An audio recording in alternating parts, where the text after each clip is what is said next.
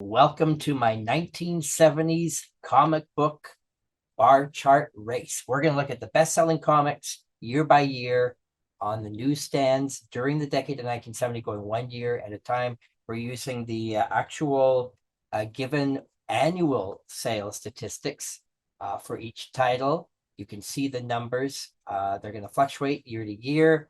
If you see a number not changing at all, that means I'm using an estimated guess of the print run based on the years prior or after. Before I start the chart rolling, I want to just comment on a few things I want you to notice. This is the top 30 best-selling comics of 1970. At that time, everything was purchased newsstands, no direct editions yet. You can see that Archie has a third of the top 30 at that time. Archie was super hot. Archie had a popular cartoon series in 1969 and a #1 pop song. You'll notice that Mad Magazine and Crack Magazine were massive sellers during this time. You'll notice that the Superman family at DC, Superman, Superboy, Lois Lane, Jimmy Olsen, World's Finest, Action Comics, Adventure Comics, really were all the big sellers for DC. And basically the royal family of comic book sales still in 1970. A lot of people curious to see how big Marvel was at this time, since Marvel had all their big characters well established by 1970. But if you look at the list, you'll see that Marvel still doesn't dominate quite yet. You'll notice that to make the top 30 of the year, you had to sell at least 240,000 copies a month on average. These are big selling titles at the time. Notice there's a lot of non-superhero comic titles still selling well. We've got everything from Bugs Bunny, Casper the Friendly Ghost, Richie Rich. And also, you will notice that out of all the Marvel titles, Amazing Spider-Man definitely is the most popular and had been for every year up to this point. Fantastic Four is also strong. After that, we've got Conan the Barbarian and Sergeant Fury making the top 30. All right, are you ready? You can pause the video at any time, but watch the numbers go. We're going to go through the decade. We're going to see how this is really a great decade for change as comics, in a sense, go out of popularity with the mainstream public and become more of a superhero-only market. Here we go. So you'll start to see movement. Batman sales are weakening. It's only making the top 25 at this point. Superman titles dominate the top 10 still. Notice how Mad Magazine is just a giant, selling almost 2 million copies a month. If I remove Mad and Cracked from the list for being magazines, you'll see that Archie is actually the best-selling comic at this time, way ahead of all the competition. Amazing Spider-Man now is up in 5th place. DC and Superman titles still dominate much of the top 10. Tom and Jerry is still super strong, 222,000 copies a month in the top 10, outselling most Marvel superheroes. Conan the Barbarian is very strong, as is Marvel Team Up. So Spider-Man now has 2 titles in the top 10.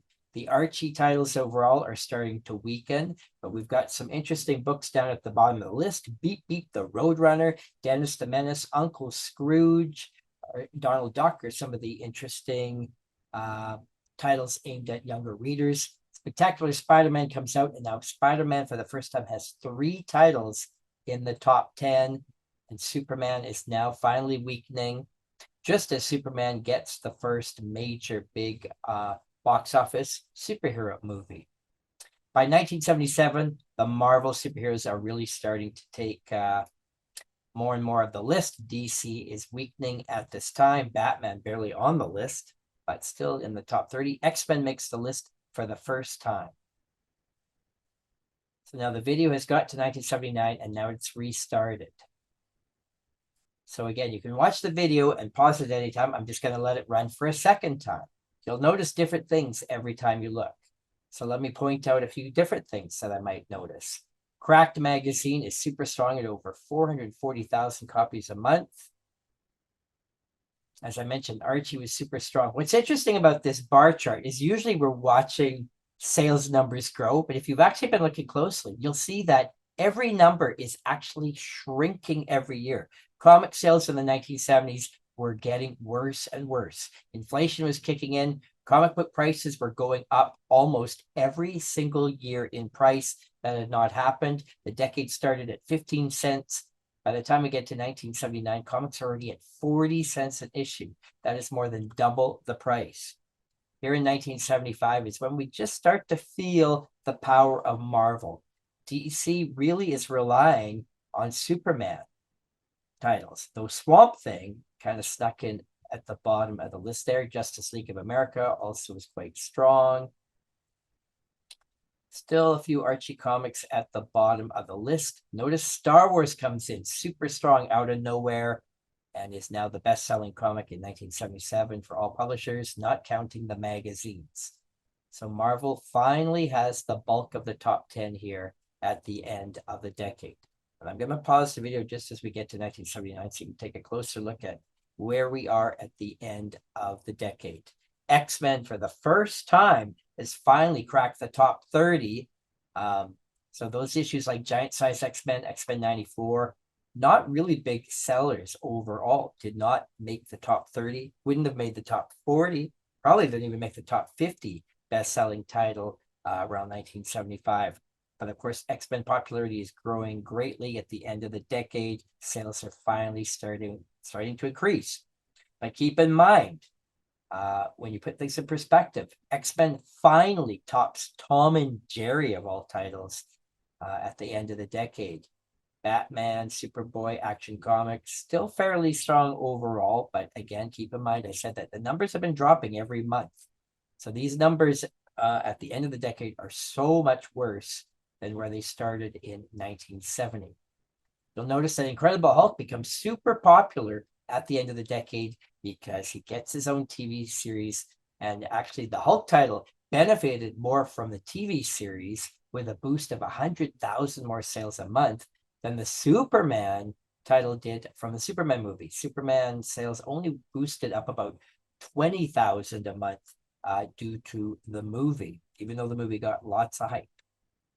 A couple last minute things to mention. Brave and the Bold is actually doing quite well, selling almost as well as the regular Batman title. Detective Comics was a very poor seller in the 70s, barely ever making the top 30. It's definitely not on the list here at the end of the decade. Notice we've still got Bugs Bunny, Uncle Scrooge, Tweety, and Sylvester, Ripley's Believe It or Not, Donald Duck, Dennis the Menace, Tom and Jerry, still in the top 30. And so this is still not a superhero-dominated list, even at the end of the decade.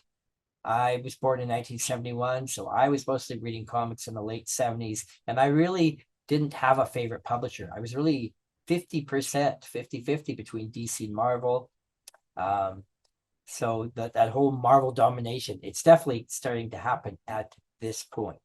Yet it's Star Wars, the big monster hit of 1977 that leads the end of the decade, along with Spider-Man and some of the bigger Marvel titles. I hope to do this video for some other themes for other decades, but it is a lot of work collecting this data. It took me years to compile this list, so there's no other chart like this anywhere. So I hope you enjoyed it. Let me know your thoughts on this and what you'd like to see a bar chart race of in the future relating to comic books. Thanks for watching.